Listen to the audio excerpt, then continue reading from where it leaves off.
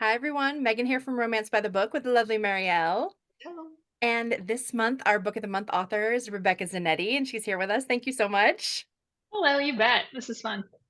So we read Frostbitten, which is in the Deep Op series, which I have big love for, and I know Marielle does too. And this was interesting because it was sort of like side characters who've been around here and there, and even they don't really think they're part of the team, but they are. And so that was really fun. So what gave you the idea for the first Deep Ops book? Like, was there something you saw or something that just sort of came to you about writing this type of story? A lot of my books start with a first chapter that I wrote a while ago. I'll be on an airplane usually, or camping or something, and it'll just hit me like this first chapter, and so I'll write it, and then it may take a couple years till I get back to it. And I think I had this vision of Pippa, and her having anxiety and being kind of on the run or hiding. And as somebody who has a little bit of anxiety, I wrote that into the book, especially that first chapter. And so then it all just kind of came together with the team. And at that time, it was a 3-book deal, and Wolf didn't exist, Clarence Wolf, and he just showed up on that page and took over as he does. So then all of a sudden, it was more than 3 books for the series, You Oh, gotta love a man who takes charge. yes, right? absolutely.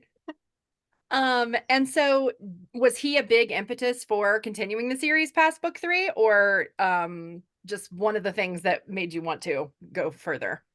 Yeah, he was, and then Millie was too. Millie showed up, and she was this little Q who nobody really knew, but she's very dangerous and sweet at the same time. And then the series took on more of a life. Like, okay, well, Millie needs a story, and then poor Scott. I mean, he got shot very early on trying to protect somebody. It's like, well, that poor guy, he lived. He should get a story. And Yeah. so, and she doesn't like lawyers, as you know, so they were the perfect match.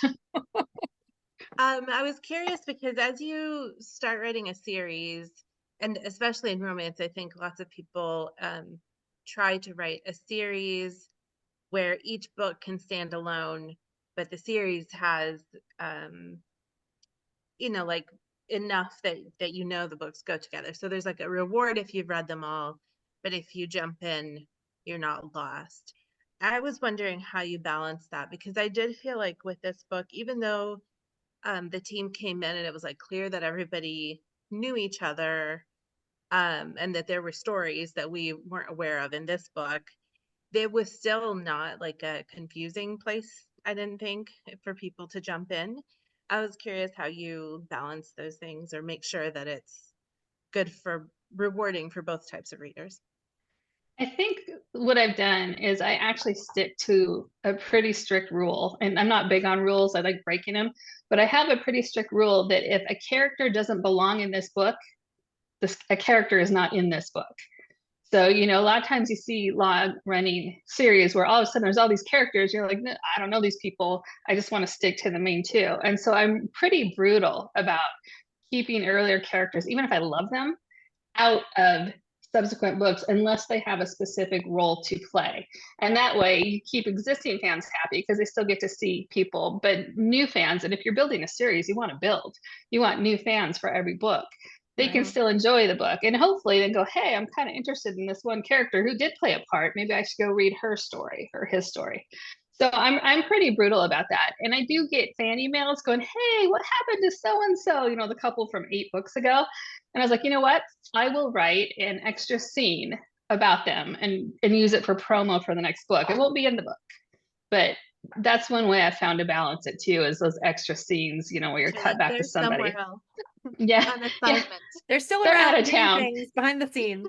Yeah, they go on assignment a I could lot. just see your emails like, I'm not allowed to talk about ongoing operations. Sorry. Good. One of my favorite things that's happened throughout the series is the like compound that they're building where they all live. And I was curious where that idea came from and how you kind of decided that everybody was going to be like neighbors basically. Yeah, it just came together and it made sense because they had the property and they had the 2 houses to start with. And I'm like, yeah, I mean, you know, it's make believe. I make things up, and it's like, why not have them all be neighbors in this protected environment? And at some point, they may have a big lodge, and who knows? Maybe they'll start their own company someday when they retire or something. But yeah, it just made sense. Also, I'm from a small town, and my husband's from an even smaller town, and they actually have a family I don't want to say compound because that sounds, you know, but it's a ranch. It's a family ranch where there are a lot of I homes told on it. you. And we Yeah. actually, you know, yeah. So, I mean, nothing much goes on there. We snowmobile, but it's not like a compound. But it's called Zanettiville on the map. If you Google it, you go by Oh like, oh, wow. the family ranch is on Google Maps. So, Oh, it's so cute. yeah, it's fun. So, That's awesome. I threaten people. Well, I don't threaten people, but I'm always telling people like, one day we're gonna all live down. Like we're gonna find a cul-de-sac. We're gonna all live in that same street. So it's not. I feel like people have the fantasy of like bringing their closest people together and making sure they're right there. Yeah. yeah, I think so too. Especially when you have a bunch of bad guys after you all the time. It'd be nice to have, you know, a gate. Yeah. Yeah. I mean, And I don't other have that people looking out for experience, you but and your place. it's Um, so Roscoe, let's talk Roscoe. Um, I just think that having dog characters is always fun. Like I love a dog in a romance, but like he's just so much more than any other dog in any romance I've ever read. And I was just curious how you felt about him and his hijinks and all that. I love Roscoe. I mean, I love dogs, you know, but I love Roscoe because of the personality. And, you know, some of these stories get a little dark.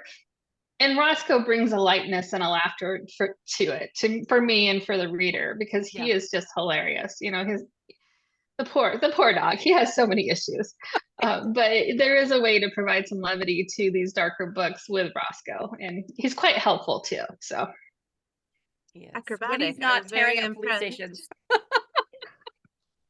I know, and he's a German Shepherd for anybody who hasn't read the series, and he has a slight alcoholism problem that everyone's trying to help him with, and he likes to wear high heels because he feels short. So They do help He with that, the heels. right, yeah, me It was too. so funny in this one when Millie's poor brother is like, I turned around for 1 second. Like I've not had an alcoholic dog, but I did have a dachshund who also German, but on the other side of Sideswipe. And that dog could sniff out like chocolate, which is toxic also to dogs. And she Yeah. did, like my mom had brought home once. It was very fancy, like Belgian chocolate Ooh. or something that was supposed to go to her boss's wife. Um, and it was like triple wrapped, also in a bag, also in a thing, and that dog got it. Also, like hid pieces around the house. Oh, smart, So smart even when dog. we thought we had like got it gotten rid all, of it. it was like in a corner, and that we would be like, "What are you eating?" And it would be like, Oh my gosh. Yeah, And I she mean, smart that she was dog dog. had fine. good taste, but I was like, when Roscoe got into things, I was like, oh, I mean, it could happen. I could In see it. there. Yeah. That's funny. Um, I had a question, I guess, about Millie and Scott. I know that because she hates lawyers and he is one, this was a perfect pairing.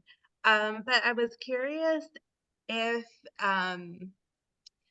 like, because the way you kind of contrived to get them stuck together was really kind of fun. And I was curious, like, if that idea came to you early on, or if you had to figure out how to make it, because Millie really was very like, no thanks, I don't need you.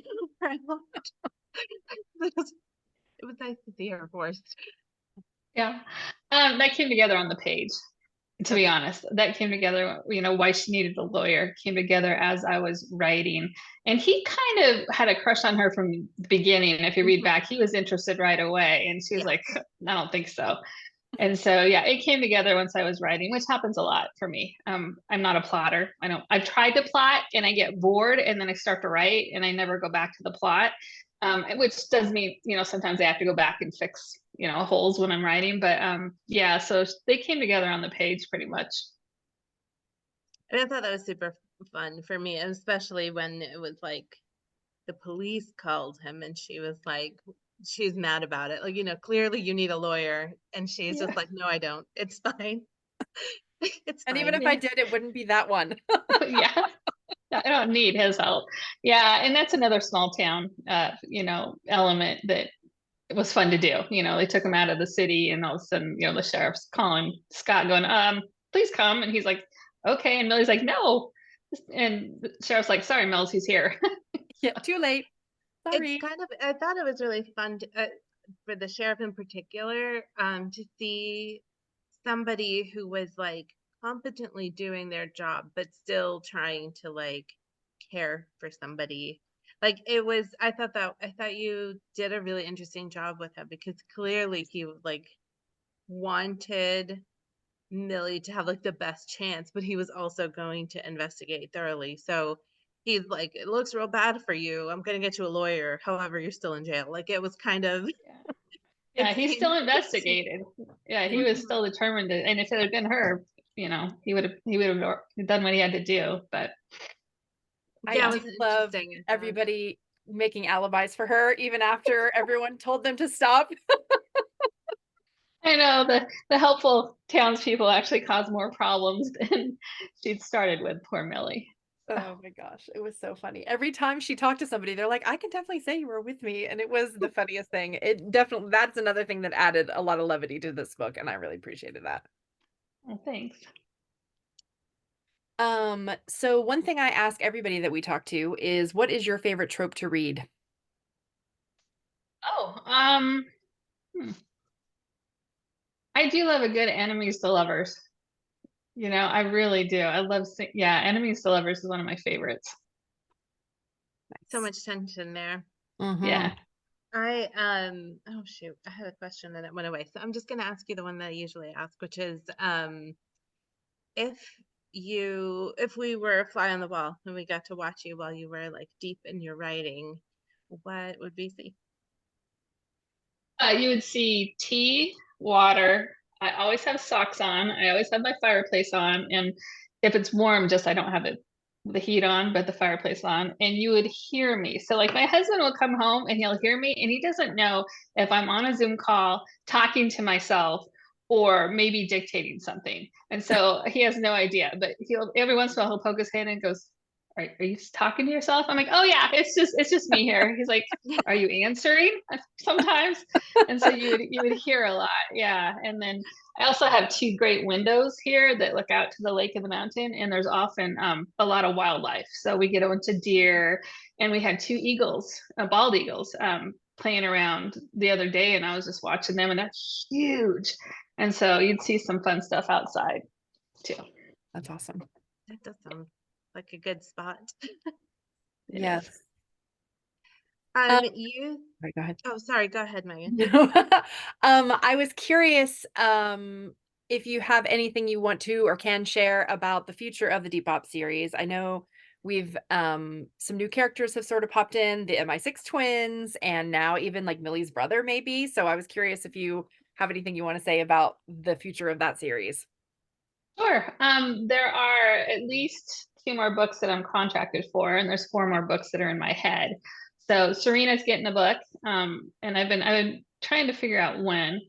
And then the twins and the brother, and so who knows who else will show up? I mean, people keep showing up just unexpectedly. I'm like, well, that would make interesting, because I didn't know Millie had a brother until we Right. started, this. Like, oh, he's a very cranky sort. So, yeah, And Wolf already knew him, so it's fine. Yeah, him and Wolf right. being BFFs was the best I thing know. ever. And Millie's like, wait, what? Yeah, poor Millie. Yeah, Wolf just he's making sure everyone's okay, whether they like it or not.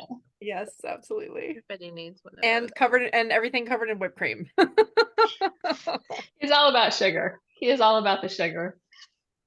I had a question for you, which was kind of dealing with like the structure of your books, only because there's a lot going on, and you said that you don't plot.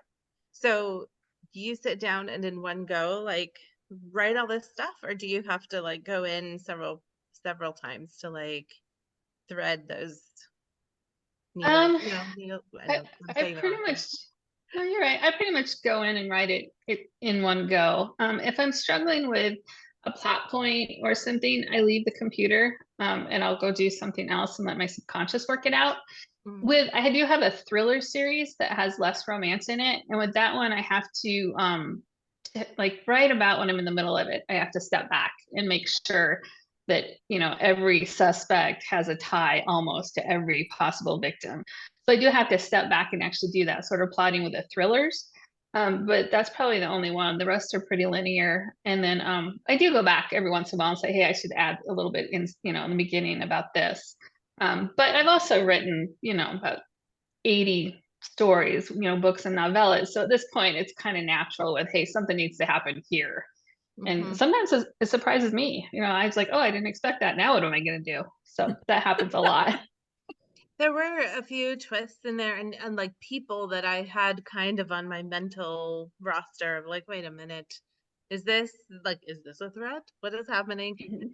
So it was fun, and I always wonder when people write stories with those kinds of like elements to them, where you have to, like, the fun of reading it is that you're like trying to figure it out. Um, I always wonder, like, on the writer's side of things, how many of those things going in, or if they just like pop up as you do them, because it feels like you would need to know, but not unless you're Sometimes I Rebecca don't. Zanetti.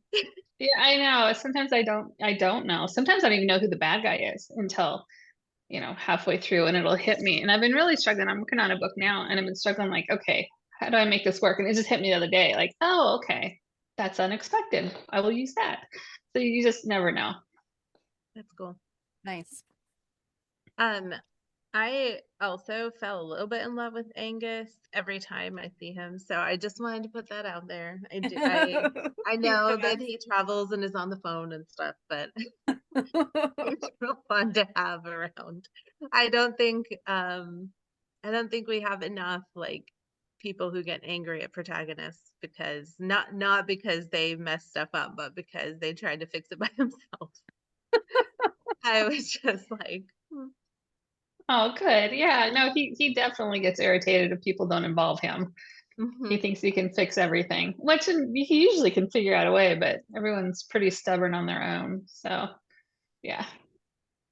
Yeah, I like that they all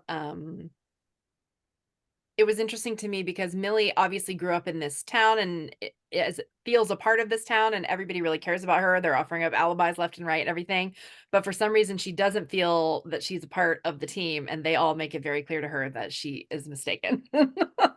So that was it was really fun to see her kind of finally give in and be like, oh, fine, I'm part of the team. Yeah, she has no choice. I think actually, wasn't it Angus who yelled at her and yelled at Scott? Like, so yeah, there was no getting around Angus with We're that not on one. your team. Yes, you are. And he was truly mad. He wasn't like being gentle. He was like, Yeah. he Yeah. was angry. And I yeah, mean, I like, think he's even offended. angrier when he can't be there in person to actually Yeah. do anything about it. But yes, And he he's I, keeps I mean, I sticking, thought, Roscoe on everybody. Have you noticed that? I mean, all of a sudden, whoever needs a little extra help is babysitting Roscoe, which I think just causes more problems. But Angus thinks it's a great gift. He just thinks he's being so helpful. oh, Roscoe. He's so fun. that's very kind of him to Yeah. send his dog to whoever needs the most help. And nobody can say no because everybody loves Roscoe, even though he's a giant pain in the butt sometimes. So if you would like to talk about what you're working on now or what you have coming out next or both. Oh, sure. I have actually a book called One Cursed Rose that releases in June. And it's the first in a dark romance series that are retelling of fairy tales. So this is a retelling of Beauty and the Beast within the high stakes world of social media. So this was a lot of fun. And my publisher is doing, it's Kensington, and they're doing their first special edition. So we actually have a special edition hardcover with sprayed edges and, you know, foil up for pre-order now. And once it's gone, it's gone. So I don't even have my hands on one yet. So I can't wait to see it. Very pretty. That's a I good noticed the one. pictures and I ordered it right away because it looks beautiful Oh, and I love I it. ordered one too. I have a question because I had not been, it was not on my radar when Cursed Rose. You said it's so it's contemporary in social media Mhm. and like a dark romance. Does it still have kind of like a thrillery element to Oh, it yeah. okay. Yeah, I have suspense in everything I write, whether it's a paranormal romance or a romantic suspense, or even I have a really lighthearted rom-com series, Mhm. and there's always a mystery or, you know, a thriller element to it. So I haven't written anything without some sort of suspense in it. I don't think I know how.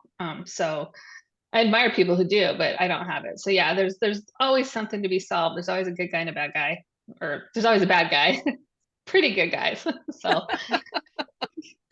It's just like Yeah, good dark guys romance might not be a on a scale. hero, but yeah, he's the good guy. yeah, he's the good guy. Yeah. Yeah. There's someone to root for. That's Yes. that's the Yes. main thing. Awesome. And so since that one's coming out soon, I assume whatever you're working on now is maybe the sequel to that, or is it a whole different Yeah. series? I just turned in the fourth Laurel Snow thriller. That's my actual thriller series. And so I'm working on the second. This is the first one. It's One Cursed Rose. Oh. And so I'm working on the second one right now, and we're calling it One Dark Kiss, but I don't know if that's going to work with the cover. So that's like a temporary title because this one is based on Snow White. And yeah. Okay. We don't That's see that many exciting. Snow Whites. Yeah, Mm-mm. I agree. That's cool. Yeah. It's gonna be fun. I'm Are they excited gonna to write it. now I'm like, how's she gonna do that? She inherited like this Victorian house from a great aunt, and so she has boarders, and they're all these retired old guys who look like they need a lot of help. Like one's an ex-spy and one's an ex, you know, they're all like I love dangerously, that. but they're older, and so she's kind of protecting them, and yeah, That's But awesome. they'll really, protect they her. don't need that much protection, maybe. Right. That's fun. Oh, well, that sounds awesome. I'm very much looking forward to that. Thanks. And if anybody else like me is going to be at Book Bonanza in June, they will see you there as well. Also, Yeah, but yeah, go ahead. no, go ahead. Yeah, I'll be at Book Bonanza, and then I'm going on book tour right afterwards. And it looks like I'm going to LA and then San Diego and then up the coast. So I'll update my website when I know where I'll be. But yeah. All you West Coast peeps will get a chance to get in on that fun. And thank you so much, Rebecca, for doing this. We really loved the book and we loved chatting with you. We appreciate your time. Thanks. Thanks for having me. This was fun. Thank you. Thanks, everybody. We'll see you next month. Bye.